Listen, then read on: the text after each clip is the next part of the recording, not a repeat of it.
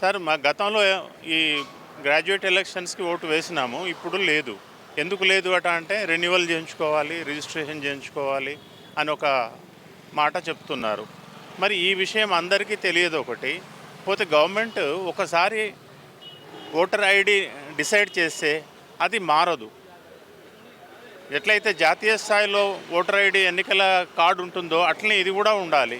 దీనికి రెన్యువల్ అని మార్చు అని మళ్ళీ కొత్తగా రిజిస్ట్రేషన్ చేసుకోమని ఇబ్బంది పెడితే పెద్ద మనుషులకు, ఏజ్డ్ వాళ్ళకి ఈ విషయం తెలిసి తెలియక చేయించుకోలేక ఓటు హక్కు కోల్పోతున్నాం. ఇదేమి ప్రభుత్వ రీతి, ఇదేమి ఎలక్షన్ రీతి ఇది. అంటే ముందుగానే మీకు రీఅప్లై చేసుకోవాలని చెప్పారు కదా.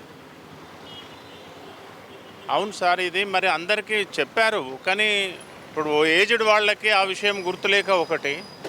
రెండవది, వీళ్ళు ఉన్నారు, వీళ్ళని మనం మెంబర్షిప్ తీసుకోవాలి, వీళ్ళకి కార్డు ఇప్పించాలి అనే ఏ ఆర్గనైజేషన్, గవర్నమెంట్ ఆర్గనైజేషన్ రాలే. జాతీయ స్థాయి ఎన్నికలకు వస్తారు, ఉన్నారా లేదా చూస్తారు, మళ్ళీ కౌంట్ చేస్తారు, స్లిప్స్ ఇస్తారు. దీనికి ఎందుకు చేయరు అట్లా? ఒకసారి కార్డు ఇష్యూ చేస్తే అది పర్మనెంట్గా ఉండాలి. అంటే ఇప్పుడు రెన్యువల్ చేసుకోవాలనేది మీకు తెలియదు. దానివల్ల ఇప్పుడు మీకు ఓటు హక్కు పోయింది. మొన్న లాస్ట్ ఎలక్షన్స్కి ఎమ్మెల్సీకి ఓటేసిన అంతకుముందు. ఏం చెప్తారు? అంతకుముందు ఓటేశాను, ఈసారి ఓటు హక్కు లేదు. ఇది ప్రభుత్వం యొక్క తప్ప కాదా? ఎలక్షన్ కమిషన్ తప్ప కాదా? పెద్ద మనుషులని, ఏజ్డ్ వాళ్ళని ఇబ్బంది పెట్టడం ఎంతవరకు సమంజసం?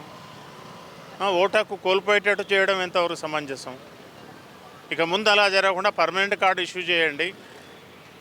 జాతీయ స్థాయి ఎలక్షన్ కార్డు ఎట్లా ఉంటుందో అట్లే ఉండాలి. మరి వాళ్ళు ఇంటింటికి సర్వే చేసుకోవచ్చు, స్లిప్స్ ఇవ్వచ్చు, ఏమైనా చేయవచ్చు. కానీ కార్డు మాత్రం ఎప్పటికీ పర్మనెంట్ ఒకటే ఉండాలి. ఆ హక్కు కోల్పోవద్దు ఎట్టి పరిస్థితులలో. ఏజ్డ్ పర్సన్స్కి ఇబ్బంది అవుతున్నది. దయతో అది చేయండి, పర్మనెంట్ కార్డ్స్ ఇష్యూ చేయండి. అసలైన తొలి వెలుగు. ఫాలో వాట్సాప్ @తొలి వెలుగు official.